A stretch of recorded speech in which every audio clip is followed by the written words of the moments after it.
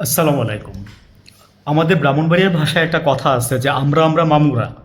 তো এখন সংসদ মনে হচ্ছে কি জানেন যে আমরা আমরা মামুরা। কেন বললাম কথাটা যে এই কারণে মানে সংসদে টক ঝাল মিষ্টি সব ধরনের কথাই হচ্ছে, কিন্তু কাজের কাজ কিছুই হচ্ছে না। আপনি ইনপুট ঠিকমতো দিতে পারেন নাই, আউটপুট আশা করতেছেন কেন ভাই? ইনপুটটা তো আপনি ঠিকভাবে দেন নাই। নাহিদ ইসলাম কালকে 40 মিনিটের বক্তৃতা রাখছে, সবাই খুব খুশি, আরে বাবা নাহিদ নাহিদ নাহিদ 40 মিনিট কথা বলতে দিচ্ছে। হ্যাঁ, তো আমরা তো দেখতেছি এগুলো। তো ওই যে বললাম টক ঝাল মিষ্টি, টক ঝাল বাদ দেই, মিষ্টিটাই বলি। ওই যে আমরা আমরা মামুরা, মানে তুমি কে আমি কে, হ্যাঁ, তোমরা আমরা একই। ওই রসুনের কোয়া এক, রসুনের 12টা কোয়া থাকে, ইয়া থাকে একটাই। তো এই হচ্ছে আমাদের মানে সম্মানিত ডট ডট ডট আর কি। এনিওয়ে, আমার যেটা বলার উদ্দেশ্য সেটা হচ্ছে যে দেখেন, আপনারা সংসদে গেছেন, আপনারা কথা বলতেছেন আমাদের জন্য, সেজন্য আমরা আপনাদের কাছে কৃতজ্ঞ। কিন্তু আউটপুট কি বের করে আনতে পারতেছেন? আউটপুট এইভাবে তো বের করে আনতে পারবেন না, বিকজ এক সালাউদ্দিন সাহেবই ব্যাট করে যাচ্ছে, আপনাদের ওইখান থেকে বল করার মতো কেউ নাই। আপনারা জামাত ইসলাম শিবির বা যাই বলেন, আপনারা ওই যে এনসিপিকে বাদ দিয়ে আমি বলতেছি কথাগুলো, এই জন্য বললাম দুই একটা দলের নাম, যে আপনারা জামাতে ইসলাম, হ্যাঁ, 11 দলের জোট যারা আছেন, শুধু এনসিপি ছাড়া আর কেউ কোনো মানে আপনারা অ্যান্সার দিতে পারতেছেন ঠিকভাবে? ওইখান থেকে আমি বলবো যে স্পেশালি হচ্ছে হাসনাত আবদুল্লাহ। হাসনাত আবদুল্লাহ মনে করেন যে যেভাবে কথা বলে বা যেভাবে কথা মানে বলতে চায় সংসদে, আমার তো উচিত ছিল আপনারা 68 জন না 66 জন কতজন সংসদে গেছেন, হ্যাঁ, যেই কজনে গেছেন প্রত্যেকে হাসনাত আবদুল্লাহর মতো হওয়া উচিত ছিল। আপনারা ওইখানে গিয়ে মিষ্টি মিষ্টি কথা বলেন, আপনার ফুলচন্দন পড়ুক আপনার মুখে। উনি আবার বলতেছে এদিক দিয়ে মনে করেন যে আরেকটা কথা, স্পিকারও মজা করতেছে, উইথ ডিউ রেসপেক্ট, যেহেতু সংসদের বিষয় আমি সম্মান নিয়ে কথাগুলো বলতেছি।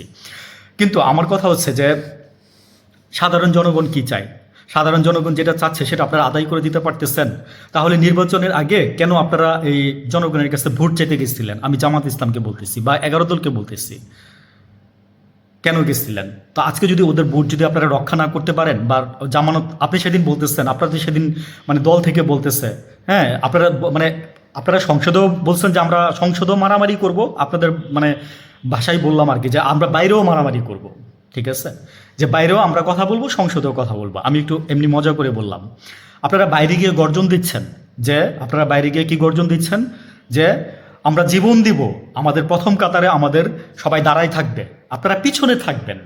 জীবন মানুষ কয়বার দিবে? আমি বলছিলাম একটা কথা, যে মানুষ দুইবারই দেখবে, মানে বিএনপিকেও দুইবার দেখবে, মানে আওয়ামী লীগকেও দেখার দিন শেষ হয়ে গেছে, মানে আর হচ্ছে জামাতকে মানুষ দুইবার দেখবে, হয়তো আপনাদেরকে মানুষ আরেকবার দেখবে।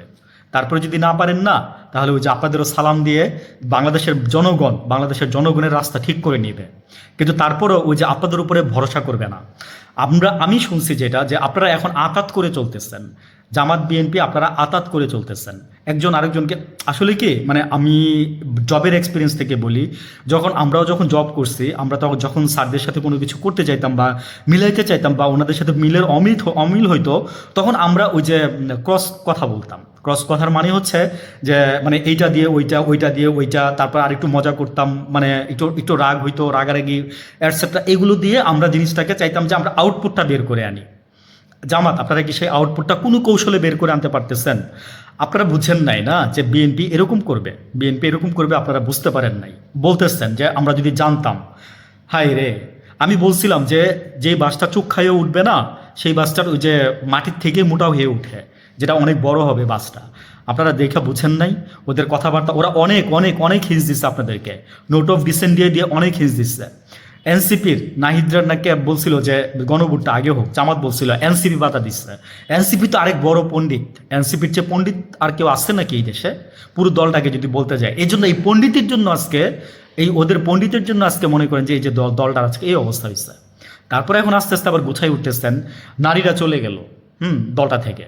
মানে আজকে তো ভাই আপনারা ক্ষমতায় আসার কথা ছিল নেপালের মতো, জেনজির মতো, আপনাদের আপনাদের মানে জেনজির মানে এই ঘটনাগুলো তো ঘটাইছে এই জেনজি। তাহলে আপনারাই তো ক্ষমতায় এসে বসার কথা ছিল আজকে, তাই না? নেপালের প্রধানমন্ত্রীর মতো, বালেন্দ্র শাহর মতো, মানে যে নাকি একজন র্যাপার সিঙ্গার, যাদের স্বরাষ্ট্রমন্ত্রী হচ্ছে একজন ডিজে। মানে ওই যে বললাম না যে আমাদের অধিকার আপনারা আদায় করে দিবেন। ওই যে আজকে 35 বছর হয়ে গেছে, আজকে ৩৫ বছর পরে একজন ছেলে প্রধানমন্ত্রী পাইছে বাংলাদেশ। এর আগে তো মহিলাদের আমি একটা জায়গায় বলি যে মহিলার সাথে ঝগড়া করা কঠিন, বাট পুরুষ মানুষের সাথে ঝগড়া করা সহজ। আপনি ৩৫ বছর পর একজন পুরুষ মানুষ আসছে। এবারের প্রধানমন্ত্রীটারও আপনারা কি করতেছেন? মিডিয়ার কথা বলতেছি, জামাতের কথা বাদ দিলাম, মিডিয়ার কথা বলতেছি, মানে তেলাইতে তেলাইতে মন্ত্রীদের কথা বলতেছি, উপমন্ত্রীদের কথা বলতেছি, মানে এহসানুল হক, মানে শিক্ষামন্ত্রী যিনি আছেন মিলন সাহ, উনি দেখেন কি করতেছে, মানে জাইমা রহমানরে পর্যন্ত মনে করেন উনি ছাড়তেছে না, মনে করেন যে আপনার তেলানোর জন্য। মানে আমাদের মাথা হেট হয়ে যায় আর কি, বুঝছেন? আপনাদের এই সমস্ত কথাবার্তা শুনলে সারা বাংলাদেশ আপনাদের নিয়ে ট্রল করতেছে, তারপর আপনারা বুঝছেন না। আপনারা কি ক্ষমতায় গিয়ে চেয়ারে গিয়ে বসলে কি মানে নিজেদের কি ওইরকম ফিলিংসই মনে হয়, মানে ওইরকম ফিলিংস ওলা লুকই মনে হয় আপনাদের? আপনারা শুনেন, যারা সরকার চালাচ্ছেন তারা গরম তাওয়ার উপরে বসে সরকার চালাচ্ছেন, এটা কি বুঝছেন না? কারণ যে কোনো সময় জলসায় যেতে পারেন জনগণের চাপে, জনগণের মানে রোষান হলে যে কোনো সময় জলসায় যেতে পারেন। কথাগুলো বাস্তব, একদম বাস্তব থেকে এক্সাম্পল দিয়ে যাই। আমি সবসময় বলি তো যে আমি কখনো কোনো দিন কারোর ধার করা এক্সাম্পল আমি নিয়ে এসে আমি এক্সাম্পল দেই না।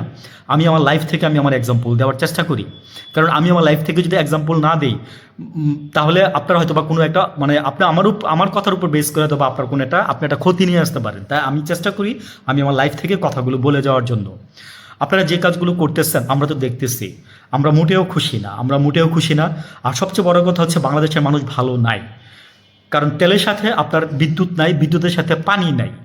তারপরে মানে মানুষ এখন ওই যে আমি একদিন বলছিলাম যে আমি একদিন মানে 2 দিন আমি 2 বেলা খেয়ে দেখছিলাম যে ক্ষুধা কেমন লাগলে কেমন লাগে।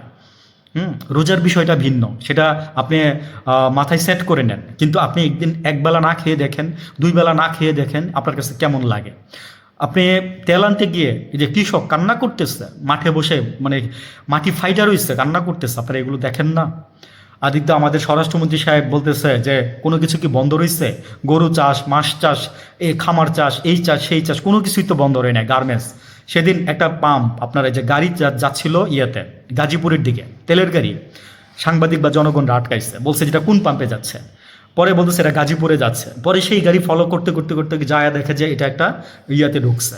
কোথায় ঢুকছে জানেন? গার্মেন্টসে ঢুকছে। আমি আগেই জানি, আমি আজকে থেকে আরও 7 বছর আগে জানি এ কথা, 8 বছর আগে জানি। হাসিনাও এইভাবে গার্মেন্টসকে তেল দিয়ে বা গ্যাস দিয়ে এইভাবে বাঁচায় রাখছে। আর এদিকটা মনে করেন যে সংসদে এসে বলছে কোনো কিছুর ঘাটতি নাই, হ্যাঁ কোনো কিছুর ঘাটতি নাই, সব ঠিক আছে। কিন্তু ঘরে ঘরে গিয়ে দেখেন যে বিদ্যুৎ নাই, মানে ধান কাটার জন্য গিয়ে দেখেন যে আপনার এই যে মেশিনের এই যে 12 লাখ টাকা করে সরকার একজন কৃষককে ধান কাটার যন্ত্র দিচ্ছিল, সেই যন্ত্রগুলো আজকে অকেজো হয়ে পড়ে আসছে, 1100 যন্ত্র। মানে জবাব কি দিবেন? এগুলো ঠিক করার মতো কোনো মানে পার্টস বাংলাদেশে নাই।